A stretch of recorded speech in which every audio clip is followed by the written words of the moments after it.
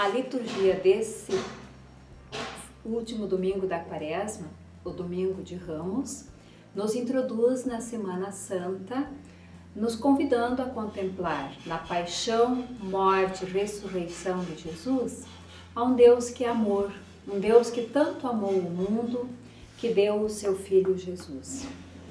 A primeira leitura que somos convidados a meditar é Isaías 50, versículos 4 a 7, que se encontra na segunda parte do livro de Isaías, composta pelos capítulos de 40 a 55, e que foi escrito por um discípulo do profeta Isaías, que vivia junto com o povo de Israel no cativeiro da Babilônia, em torno do ano 550 a.C.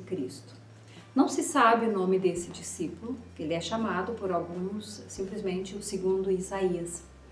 E nessa segunda parte do livro de Isaías, nós encontramos 4 cânticos, que estão nos capítulos 42, versículos 1 a 9, 49, versículo 1 a 13, capítulo 50, 4 a 11, que é o texto escolhido para a liturgia de hoje, e o capítulo 52, do versículo 13 até o capítulo 53, versículo 12. São textos que se destacam do resto, do restante do livro de Isaías, nos quais é apresentada a figura do servo de Javé. O texto dessa primeira leitura do dia de hoje é então o terceiro cântico do servo. A liturgia da palavra, ao longo dessa semana, vai nos apresentar os outros 3 cânticos. O primeiro cântico nós vamos encontrar na liturgia da segunda-feira da Semana Santa. O segundo cântico nós encontramos na liturgia da terça-feira dessa Semana Santa. E o quarto e último cântico, que é o cântico do servo sofredor, nós vamos encontrar na liturgia da sexta-feira santa da Paixão. Essa figura, essa ideia do servo de Javé, que tudo indica que vem do profeta Jeremias, o servo sofredor que nunca baixou a cabeça diante dos seus opressores, inspirou o segundo Isaías a fazer os 4 cânticos. E esses cânticos todos têm como foco animar a esperança do povo de Deus num tempo de crise, num tempo de muito desânimo, exatamente por estarem no cativeiro da Babilônia, e também tem como foco auxiliar o povo a compreender e ressignificar a sua esperança enquanto povo de Deus. No cântico que lemos na liturgia do Domingo de Ramos, o servo de Javé, como ele aí está apresentado, tem a ver com a escuta e a entrega incondicional à palavra de Deus. É uma missão que se concretiza no sofrimento, com muita dor, em situação de perseguição, mas na certeza da fidelidade de que o Deus que chama também é um Deus que é presença, é um Deus que é fiel, um Deus que acompanha o povo na sua caminhada. Mais tarde, essa figura do servo de Javé inspirou Jesus na realização de sua missão. Nós temos vários indicativos nos evangelhos de que essa inspiração do servo de Javé, o servo sofredor, está presente no modo como Jesus também consegue a sua missão. E como isso vai acompanhando a missão de Jesus ao longo de sua vida e de modo bem especial no momento em que se põe a caminho, na subida a Jerusalém, a caminho da cruz. A segunda leitura da liturgia desse Domingo de Ramos nos apresenta um hino, que é um hino pré-paulino, que se encontra na carta de Paulo aos Filipenses e que era recitado nas celebrações litúrgicas cristãs. Este hino enfatiza o despojamento, expresso na palavra grega kenosis, o despojamento de Cristo de sua condição divina, assumindo a condição de servo, assumindo uma obediência que o acompanha em todo o seu caminho em direção à cruz, que o acompanha inclusive na morte de cruz, e que tem como resposta a sua exaltação por parte de Deus, o Deus que o ama, o Deus que lhe é fiel. A comunidade cristã de Filipos, a quem Paulo escreve essa carta, e pela qual Paulo tinha um carinho todo especial, segundo as palavras dele mesmo, era muito generosa, muito atenta às necessidades, e Paulo também muito atenta às necessidades da comunidade cristã. Mas também tinha suas dificuldades, suas contradições, suas ambições e conflitos. E por isso mesmo Paulo convida essa comunidade a encarnar os valores, a encarnar o estilo de vida que caracterizam a trajetória de vida de Jesus Cristo mesmo. Antes de apresentar o hino, Paulo diz: tende entre vós o mesmo sentimento que Jesus Cristo. Depois segue então as palavras do hino que nós encontramos nessa segunda leitura. Esse convite, tende em vós os mesmos sentimentos de Jesus Cristo, se estende a todas as pessoas que assumem também hoje o caminho do seguimento de Jesus e chega a nós como um apelo à humildade, ao desprendimento, um apelo, um convite a seguir o exemplo de Jesus Cristo como servo humilde que fez de sua vida um dom para todas as pessoas, um dom a serviço da vida. A primeira e a segunda leitura abrem o caminho para a leitura do Evangelho, que nos convida nesse dia a contemplar a paixão e morte de Jesus, que é o momento supremo de uma vida feita dom e serviço, revelando a plenitude do amor de Deus. O relato da paixão de Jesus que nós encontramos então no Evangelho de Marcos, que nos é apresentado, é uma catequese que tem como foco apresentar Jesus como Messias, o Filho de Deus, que cumpre o projeto de Deus, assumindo um destino que implica assumir a morte na cruz. Quando acompanhamos atentamente toda a leitura, que é uma narrativa, não tem uma preocupação jornalística, mas sim ser uma catequese, apresentando quem é Jesus como Messias e Filho de Deus e como ele vive o projeto que Deus tem para ele, tem alguns traços dos quais podemos destacar alguns aqui que chamam nossa atenção para a meditação dessa palavra. O primeiro ponto que eu destaco aqui é que Jesus apresenta uma grande serenidade ao longo de todo o processo. É assim que Jesus o descreve. Um Jesus que com serenidade assume esse processo que conduz à sua morte na cruz. E assume, essa serenidade ela é acompanhada de uma postura de dignidade, de aceitação do caminho que o conduz à cruz. Não uma aceitação como resignação, mas uma aceitação ativa, uma aceitação de alguém que está comprometido com esse caminho e que traduz a sua fidelidade ao plano de Deus.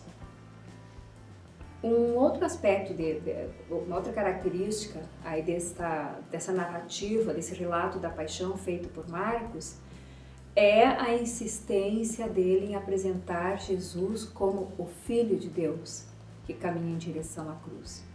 E isso aparece em várias expressões ao longo do texto, das quais nós podemos destacar. Uma delas é o fato de que Jesus se dirige a Deus chamando-o de Abá, que na linguagem de então significa uma forma muito carinhosa de se dirigir a Deus como pai, mas não simplesmente pai. Tem a ver com paizinho ou papai, uma linguagem mais afetuosa, como também nós hoje usamos para expressar o afeto, um jeito carinhoso de nos dirigirmos a nossos pais. Ainda quando ele é perguntado pelo sumo sacerdote se ele era o Messias, o Filho de Deus bendito, ele responde diretamente: sim, eu sou. E ainda ele complementa essa afirmação: e vereis o Filho do Homem sentado à direita do Todo-Poderoso e vir sobre nuvens do céu, afirmando que sim, ele é o Messias, o Filho de Deus. Além disso, Marcos põe na boca do centurião romano, quando Jesus morre na cruz, uma profissão de fé que todos os crentes, de alguma forma, nós que cremos em Jesus, de alguma forma, somos convidados a fazer, e que se expressa na seguinte expressão: na verdade, este homem era o Filho de Deus. Um outro ponto ainda que eu destaco aqui, chamando a atenção das características da narrativa de Marcos, é que ele apresenta Jesus também como um homem que lida com fragilidades típicas de qualquer ser humano. Diante da morte, diante da dor, diante do sofrimento, ele apresenta um Jesus que sentiu pavor, angústia, tristeza diante da morte.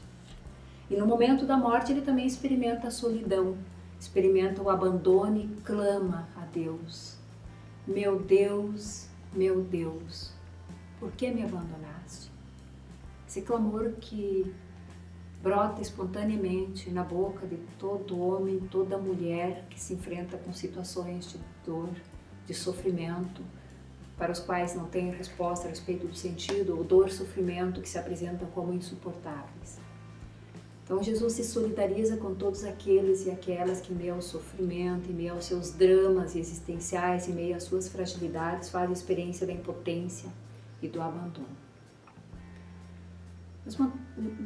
Atendo a essas rápidas considerações sobre a liturgia desse dia, nós podemos acolher um convite a fazermos a nossa caminhada de fé ao longo dessa Semana Santa, deixando-nos interpelar, deixando-nos conduzir e inspirar pela palavra de Deus como ela nos é dirigida no dia de hoje. Mas também deixando-nos conduzir pelo Espírito de Jesus, vivo, presente e atuante entre nós. Certeza essa que nos é dada pela certeza da ressurreição, pela certeza do ressuscitado.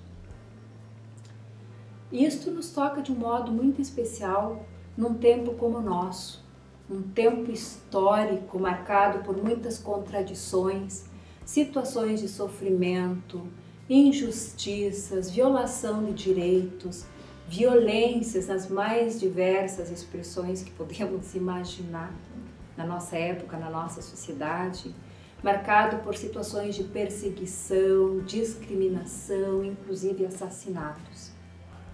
A palavra de Deus hoje a nós, nos dirigida com esses textos, de modo bem especial com o relato da paixão, nos questiona e nos convida a discernir nossa missão de cristãos e cristãs em meio a situações concretas do nosso cotidiano. Nós podemos voltar o nosso olhar de uma forma muito atenta para os cânticos do servo de Javé, o servo sofredor, como ele nos é apresentado nos cânticos do segundo Isaías, e com toda a luz que sobre eles é projetada a partir de Jesus Cristo, pela figura de Jesus Cristo, por Jesus Cristo mesmo no seu caminho rumo à cruz. Podemos também fixar nosso olhar em Jesus mesmo, como ele nos é apresentado nesse relato da paixão de Marcos. Podemos nos perguntar, o que eles nos dizem, esses textos nos dizem hoje sobre a nossa missão, sobre o chamado de Deus para nós, seja individualmente, seja como comunidades cristãs.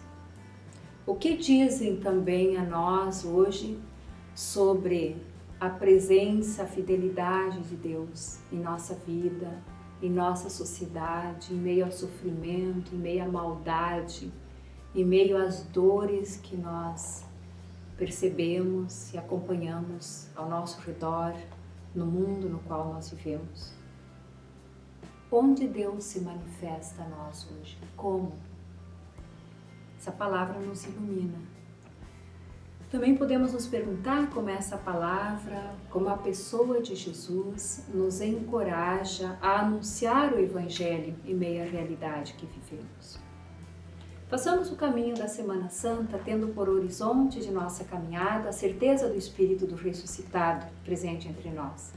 E nessa certeza podemos seguir Jesus em seu caminho rumo à cruz, carregando em nossas mãos também a nossa própria cruz, as nossas próprias dores, nossos sofrimentos, nossas decepções, nossas lágrimas, nossas incertezas, nossos temores.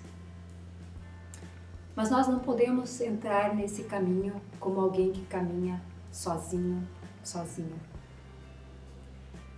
Caminhamos na comunhão e solidariedade também com nossa gente, em suas dores, suas lutas, seus sofrimentos, em solidariedade com as pessoas crucificadas de nosso próprio tempo.